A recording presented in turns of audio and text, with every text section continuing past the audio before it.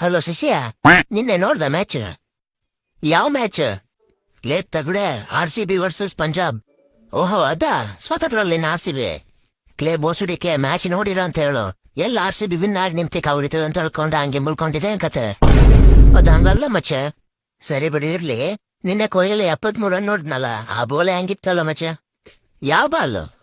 ಲೋಳಕ್ಕೆ ball. ಹೌದು, ನಿನ್ನೆ ನಿಮ್ ಮ್ಯಾಚ್ ಇತ್ತಲ್ಲ, ಏನಾಯ್ತು ಮಚ್ಚ ಅದು?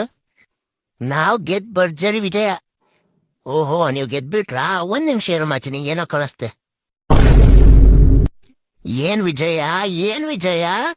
ಈ ಮ್ಯಾಚ್ 2024 ಮಚ್ಚ. ಹೌದಾ? ಇರು ಮಚ್ಚ, ಏನೋ ಕಳಿಸ್ತೆ ಮತ್ತೊಂದು.